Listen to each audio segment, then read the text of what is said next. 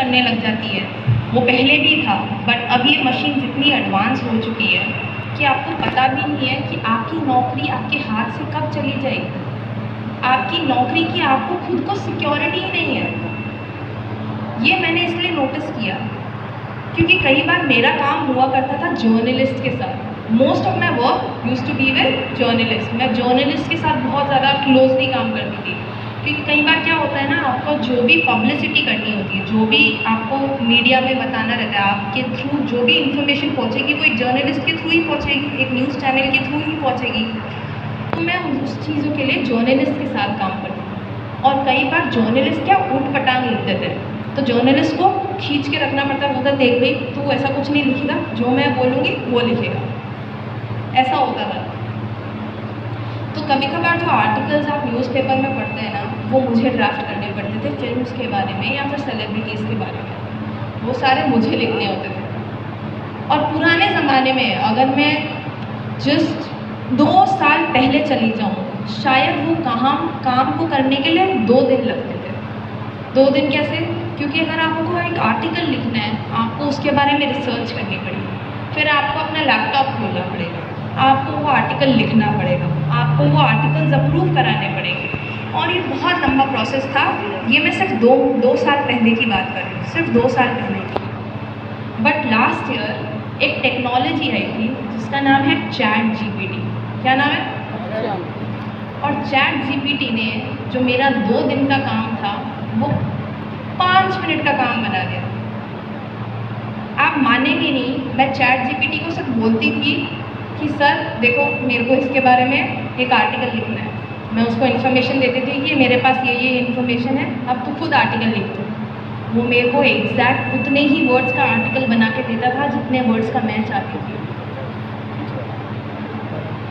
ये शायद अभी आप लोगों को समझ में नहीं आता, बट क्योंकि ये मेरी नौकरी थी, मुझे डर लग रहा था कि शायद मेरी नौकरी आने वाले 5 साल में मेरी भी नहीं रहेगी। कहीं ना कहीं मेरे हाथ से कोई ना कहीं मेरी नौकरी ले जाएगा, कोई कंप्यूटर ले जाएगा, इंसान नहीं, कंप्यूटर मेरी नौकरी ले जाएगा। क्या सिक्योरिटी है इसका? पर जब मैंने ये चीज़ पापा के काम से कंपेयर की, मुझे समझ में आया डायरेक्ट सेलिंग ऐसा काम है जो कभी कोई कंप्यूटर कर ही नहीं सकता। आपकी नौकरी हमेशा आपके हाथ।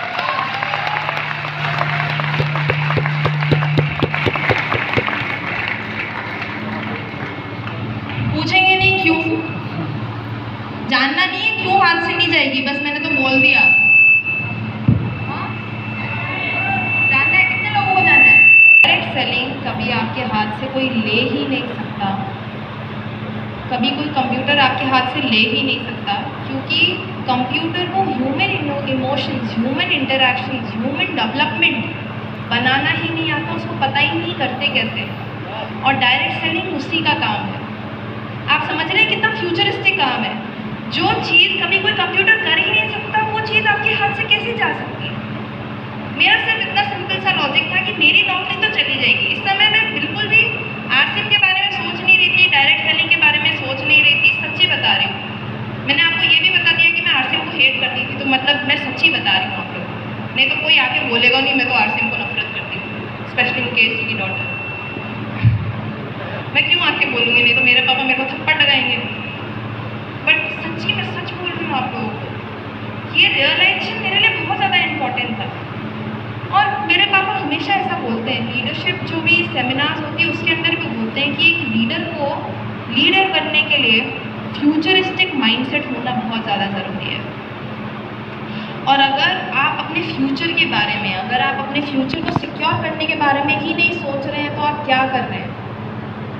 आप नौकरी ही मत कीजिए, क्योंकि कभी ना कभी कुछ ना कुछ तो आपके हाथ से चला जाएगा, कभी ना कभी कुछ ना कुछ तो होएगा।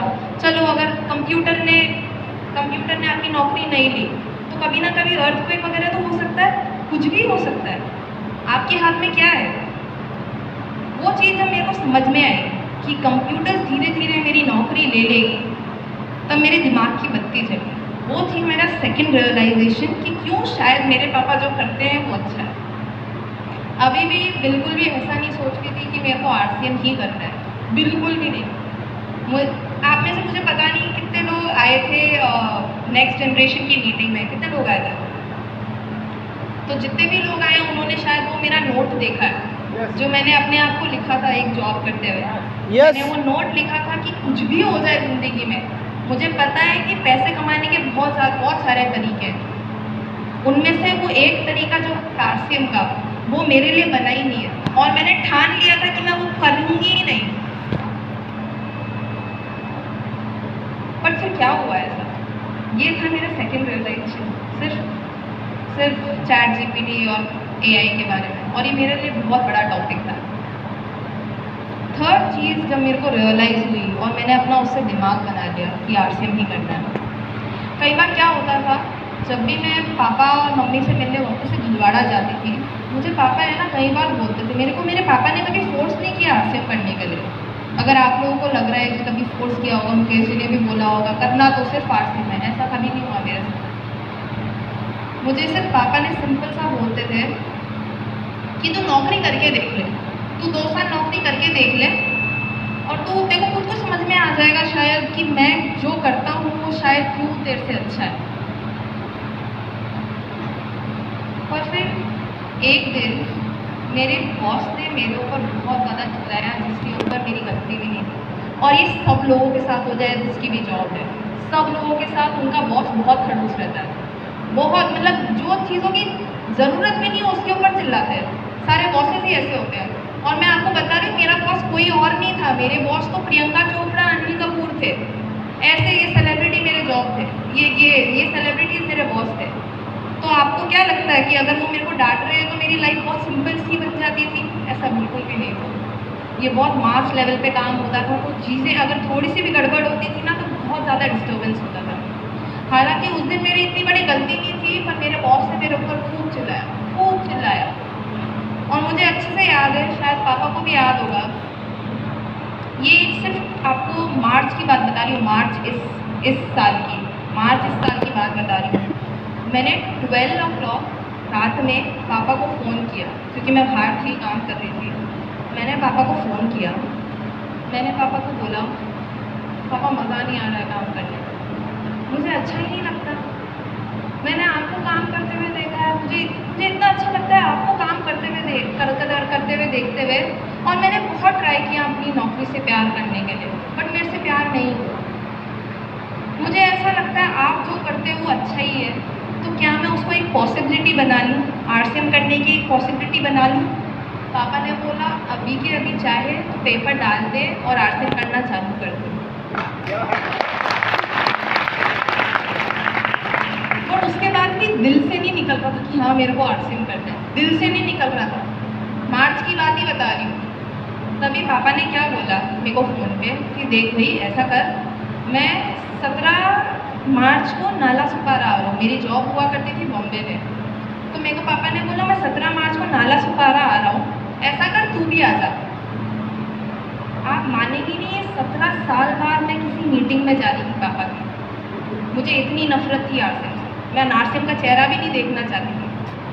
पर जब पापा ने मेरे को बोला कि आ जा मीटिंग में, तो मैं चली गई। मेरे को क्या सैटरडे संडे भी ऑफ नहीं मिलती थी, क्योंकि जर्नलिस्ट का साथ काम होता है ना, न्यूज़ तो हर समय छपती रहती है, तो मेरे को सैटरडे संडे भी ऑफ नहीं मिलता था। मैं अपनी जॉब से एक दिन की छुट्टी लेके गई और मैं पापा के साथ नाला सुपारा गई। वहाँ पे मेरी एक लीडर से मुलाकात थी, जिन्होंने कुछ ऐसा बोला जिसकी वजह से मेरा मन बन गया RCM करने का, और मुझे लगा कि उन्होंने जो बोला वो इनफ था कि मेरे लिए डिसीजन बनाने के लिए कि शायद मेरे लिए ही RCM है, मुझे RCM ही करना चाहिए, RCM से बेटर कुछ है नहीं। वो लीडर थी मिस सपना बावना, आप लोग सब लोगों ने उनका नाम सुना होगा। यस। उन्होंने उस मीटिंग में बोला कि ये बिज़नेस बना ही लड़कियों के लिए, ये बिज़नेस बना ही महिलाओं के लिए। और तब मैंने अपना डिसीजन बनाया कि छोड़ो ये सारी जॉब, मुझे वो चेंज बनना है। मैं जब भी RCM की कभी मीटिंग में जाती हूँ ना, मुझे एक भी स्ट्रॉन्ग फीमेल कोर लीडर दिखती नहीं है, और मुझे दिल में चुभता है, क्योंकि हम महिलाओं के अंदर इतनी सारी कैपेबिलिटीज़ भरी हुई है डायरेक्ट सेलिंग करने के लिए। आप लोगों को शायद पता नहीं है, डायरेक्ट सेलिंग की शुरुआत ही एक महिला ने की थी। तो जब ये सारी चीज़ें, एक ह्यूमन इमोशंस बनाना, एक ह्यूमन इंटरेक्शन क्रिएट करना, लड़कियों से अच्छा कोई जानता ही नहीं है, तो ऐसा क्यों है कि आरसीएम में लड़कियां बहुत कम है जो आरसीएम कर रही है। जब वो गैप मेरे को पता चला, मैंने उसी दिन डिसीजन बना लिया कि शायद मेरे को उसी का फेस बनना है, मेरे को विमेन एम्पावरमेंट और यूथ का फेस बनना है, ताकि लोग बाग समझें कि आरसीएम से आपकी लाइफ कैसे चेंज हो सकती है। मैंने होते हुए देखी है, मेरे पापा कहीं से भी नहीं आए। आज मेरी जो भी लाइफस्टाइल है वो सिर्फ आरसीएम की वजह से। मैं जितने भी इंडिपेंडेंट डिसीजंस लेती हूँ एज अ वुमन, मेरे पास जितने भी प्रिविलेजेस हैं, मैं जितना भी आज कुछ कर सकती हूँ वो सिर्फ आरसीएम की वजह से। वो इंडिपेंडेंस हमारी लाइफ में सिर्फ आरसीएम की वजह से। तो अगर मैं जैसी लड़की, मेरी जैसी लड़की में इतना एक लाइफ में चेंज आ सकता है सिर्फ आरसीएम की वजह से, मैं चाहती हूँ वो चेंज हिंदुस्तान की सारी लड़कियों में आए आरसीएम की वजह से। और करना भी तो कुछ है नहीं ना। जैसे बहुत सारी महिलाएं मिलती हैं मेरे को, जब भी मैं मीटिंग में जाती हूँ, बोलती नहीं करने देता हस्बैंड। और मुझे ऐसा लगता है कि यार डायरेक्ट सेलिंग एक ऐसा बिजनेस है ही नहीं जिसको हस्बैंड की परमिशन लेनी पड़े। आप घर पे तो बैठे ही रहते हो, राइट? सारी महिलाएं घर पे है और वो उनके भाई से बात करती है, या फिर काम वाली बाई से बात करती है, या फिर दूध वाले से बात करती है। उस समय आपको करना ही क्या है? जो आपको प्रोडक्ट अच्छा लगा, जो भी प्रोडक्ट आपने यूज़ किया, उसको यूज़ करके प्रमोट करो और आपकी आईडी के अंदर सेल करो, दूसरे लोगों को बताओ, उनको भी ज्वाइन करा दो। तो इसमें प्रॉब्लम क्या है? ये तो घर पे बैठे बैठे भी हो सकता है ये बिजनेस। तो लड़कियों के लिए इससे बेहतर कोई बिजनेस है ही नहीं, जिससे आपको घर से बाहर निकलना ही नहीं है। जब ये पॉसिबिलिटीज मेरे को समझ में आई, तब मेरे को लगा कि शायद मेरे को सिर्फ आरसीएम के ट्रैक पे चलना चाहिए। और आप में से जिन भी लोगों को समझ में नहीं आ रही है ये चीज़, तो आपके दिमाग में खराबी है, कुछ एमआरआई स्कैन करा लेना, कुछ ना कुछ खराबी निकलेगी। क्योंकि बात ऐसी बिल्कुल भी नहीं है। आप लोगों को शायद लग रहा है मैं बहुत ज़्यादा प्रिविलेज बैकग्राउंड से हूँ, मैं मुकेश जी कोठारी की बेटी हूँ, इसलिए मेरे लिए यहाँ पे खड़े रह के कहना ये सारी चीज़ें बहुत ज़्यादा ईजी है। बट मेरा एक भी रीज़न ऐसा नहीं था जो किसी और के साथ रिलेट नहीं कर पाया। मैंने ऐसा तो कभी बोला नहीं। मेरा रीज़न ये था कि मेरे पापा तो बहुत ज़्यादा, मेरे पापा तो पहले ही उनके पास खूब पैसा है, तो मेरे को नौकरी करने की क्या ज़रूरत। मैंने ऐसा तो नहीं बोला। मेरे रीज़न्स हर एक लड़की, हर एक लड़के के रीज़न्स हैं। और मेरा ये रीज़न्स बताने के मोटिव सिर्फ यही है कि शायद ये जो मेरे रीज़न्स हैं वो कहीं ना कहीं आपके रीज़न्स बन जाए, कहीं ना कहीं जिनको आप आगे फ्यूचर में ज्वाइन कराएं उनके रीज़न्स बन जाए। इन 3 रियलाइजेशंस के साथ मैंने अपनी आरसीएम में जर्नी चालू की है। बहुत सारी चीज़ें हैं जो आप लोग मेरे को अच्छे से समझा सकते हैं। मैं अभी भी आरसीएम के बारे में सीख रही हूँ, और जैसा कि मैंने आप लोगों को बताया कि मेरे को आरसीएम से नफरत थी, मैं आरसीएम से प्यार करना सीख रही हूँ अभी भी। और सब्र रखिएगा मेरे साथ थोड़ी, मैं क्या थोड़ी धीरे धीरे सीख रही हूँ। तो मैं धीरे धीरे सीख रही हूँ। आप लोग मेरे गुरु हैं और आप लोग मेरे को साथ में लेके चलिए आपकी बच्ची की तरह। प्रॉमिस है कि कहीं ना कहीं अच्छा ही पहुँचेंगे, कहीं कुछ ना कुछ अच्छा ही करेंगे लाइफ में।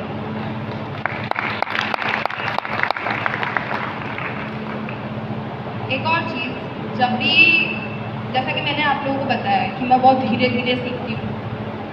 मैंने आरसीएम ज्वाइन तो कर लिया, पर मुझे पता ही नहीं था कि अपना क्या है। मैं पापा से रोज़ पूछती थी करना क्या है। जॉब तो छोड़ दी, मैं पापा को रोज़ जाके पूछती पापा करना क्या होता है, कैसे बताऊँ। उसी समय क्या हुआ, आई थिंक 2 महीने हो गए थे और आरसीएम की सोल की मीटिंग हुई थी जिम कॉर्बेट में। मैं बहुत कंफ्यूज माइंडसेट के साथ गई थी उस मीटिंग में।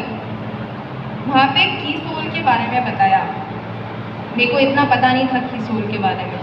उस समय मेरे को बहुत कुछ समझाया प्रियंका मैम ने, अपने फीमेल लीडर्स ने, और तब मेरे को लगा शायद इसके ऊपर बहुत बड़ा काम हो सकता है। तो मैं थोड़ी सी देर इसके बारे में बात करना चाहूँगी। आप लोग सुन लेंगे? Yes! आप लोगों को ऐसा तो नहीं लग रहा यार मुकेश जी को सुनने आए थे, इसको क्यों बुला दिया? ऐसा तो नहीं लग रहा है ना आप लोगों को? पक्का ना? अच्छा, एक क्वेश्चन पूछती हूँ आप लोगों से, मेरे को जवाब देना बस। आरसीएम के जो कीसोल के प्रोडक्ट्स आते हैं वो किसके लिए आते हैं? सबके लिए। थप्पड़ मार लो अपने आप को एक दूसरे को, सबके लिए। मारो मारो सब लोग एक दूसरे को अब थप्पड़ मारो। जिसने भी बोला महिलाओं के लिए, सब लोगों को अपनी एक थप्पड़ पड़नी चाहिए।